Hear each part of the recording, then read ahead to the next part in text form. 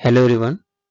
Environmental studies पर्यावरण अध्ययन के इस लेक्चर में हम देखेंगे इकोलॉजिकल पिरामिड के बारे में। तो हम वीडियो को स्टार्ट करते हैं। What is an ecological pyramid? An ecological pyramid is a illustration of link between the diverse living beings at a multiple trophic level across the food chain. और इसी तरीके से हम ग्राफिकल रिप्रेजेंटेशन जब करते हैं फूड चेन का, वो इकोलॉजिकल पिरामिड कहलाता है। तो चार्ल्स हिल्टन ने 1927 में प्रपोज किया था concept of a number of pyramid, Eltonian pyramid बोला गया उसे।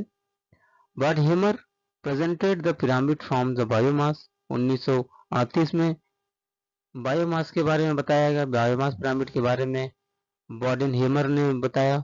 And Hutchinson and Lindeman suggested the pyramid structure for the productivity in 1942।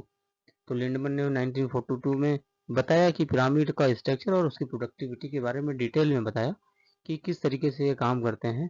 तो हम कह सकते हैं ecological pyramid are graphical representation of the trophic structure illustrating the flow of energy, biomass और organism number of cross the level.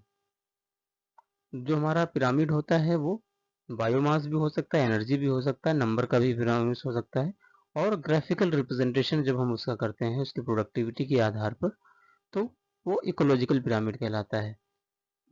The three primary type of the pyramids of number, pyramid of biomass जो dry biomass की dry wait की बात करते हैं, and energy जो productivity की बात करता है। तो हम स्टार्ट करते हैं पिरामिड ऑफ नंबर।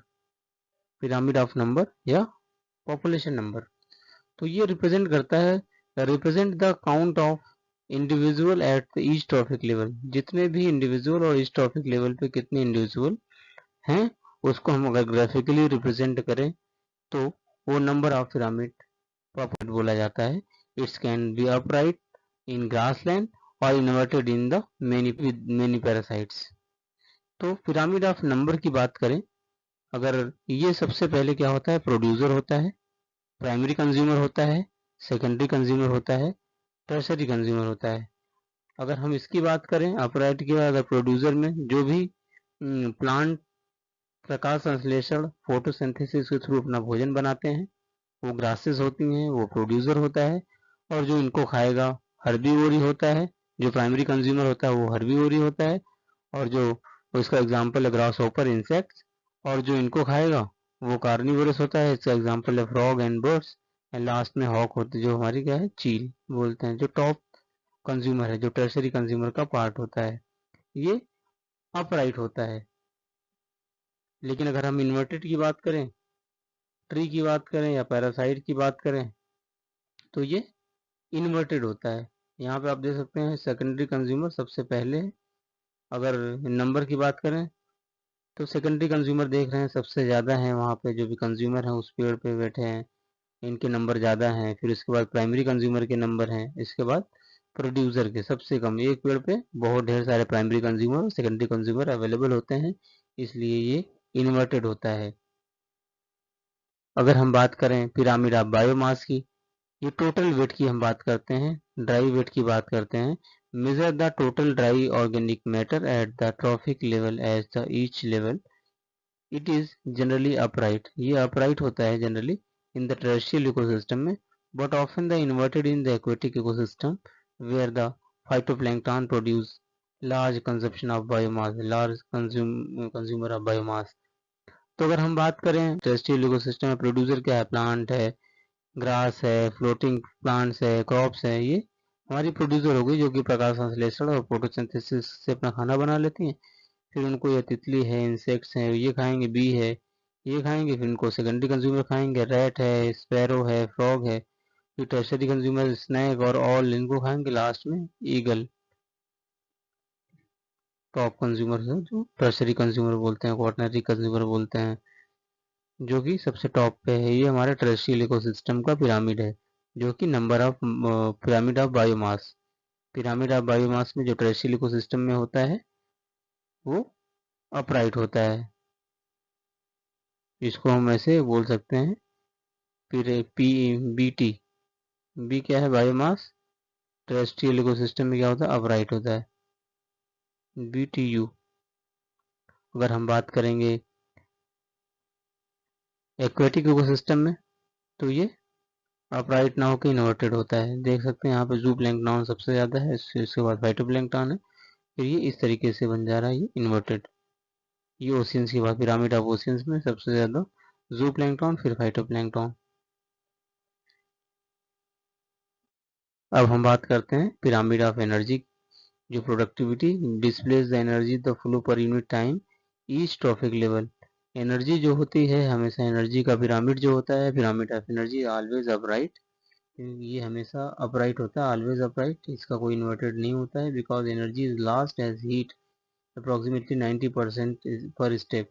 तो 90% एनर्जी है वो एक स्टेप से दूसरे स्टेप में जाने में, प्रोड्यूसर से प्राइमरी कंज्यूमर तक जाने में 90% of energy is lost due to the respiration and the consumption.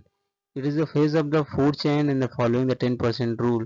तो लिंडमैन ने इसी बेस पे एक 10% रूल दिया था, जिनको लिंडमैन रूल बोलते हैं, कि 10% एनर्जी जो होती है हमारी एक ट्रॉफिक लेवल से दूसरे ट्रॉफिक लेवल में ट्रांसफर होती है। आप यहाँ पे देख सकते हैं, मान लीजिए सन से प्रोड्यूसर ने 100 यूनिट एनर्जी ली, 100% एनर्जी ली, यहाँ से प्राइमरी कंज्यूमर तक जाते जाते कहाँ कितनी बचती है, 10% बचती है। फिर उसके बाद यहाँ से जाएगी सेकेंडरी कंज्यूमर में, तो फिर 1% बचेगी, और फिर इसके बाद जाएगी टर्सरी कंज्यूमर में, तो 0.1% बचेगी। तो यहाँ पे 90% एनर्जी लॉस हो रही है और 10% एनर्जी ट्रांसफर हो रही है trophic level to trophic level.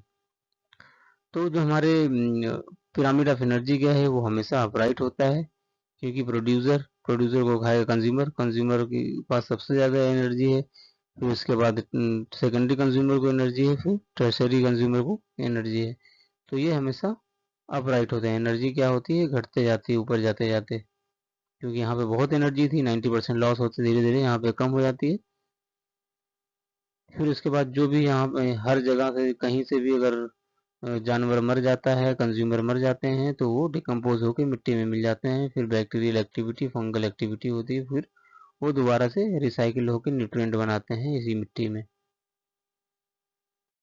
हम बात करें इम्पोर्टेंस ऑफ इकोलॉजिकल पिरामिड की, दे shows the feeding of the different organisms in different ecosystem.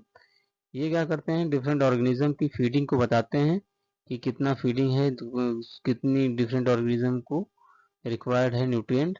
It shows efficiency of energy transfer, ये एफिशिएंसी ऑफ एनर्जी ट्रांसफर को बताता है कि इसमें कितनी एफिशिएंसी है और किसका रहना ज़रूरी है। The condition of the ecosystem can be monitor, ecosystem की कंडीशन को मॉनिटर करते हैं, and any further damage can be prevented, और जो फर्दर कोई डैमेज होता है इकोसिस्टम में उसको फर्दर हम प्रिवेंट कर लेते हैं। लिमिटेशन ऑफ द इकोलॉजिकल, इसके कुछ लिमिटेशंस हैं। मोर देन वन स्पीसीज में occupy multiple trophic level as the case of the food web. Food web के केस में एक ही स्पीसीज कई तरीके के ट्रॉफिक लेवल में इन्वॉल्व हो सकती है। Thus this system does not like into the account of the food web. The saprophytes are not considered as any of the pyramid। जो saprophyte होते हैं, जो मृतोपजीवी होते हैं, वो किसी पिरामिड में कंसिडर नहीं किए जाते। They form the important part of the various eco, लेकिन ये बहुत इंपॉर्टेंट रोल प्ले करते हैं इकोसिस्टम में। This pyramid are the applicable only the simple food chain, ये पिरामिड सिंपल फूड चेन में एप्लीकेबल होते हैं। Usually do not occur the naturally, ये नेचुरली अकर नहीं होते हैं। This pyramid do not deliver any concept, इसका कोई कॉन्सेप्ट नहीं है। Relation the variation season and climate, ये चेंज होते हैं season to season, climate to climate. They do not the consider the possibility of the existence at the same species in the different level. इसका ना कोई तो existence है ecological pyramid का, ना ही सेम स्पीसीज इसमें हमेशा दिखती हैं, तो इसलिए चेंज होते रहता है।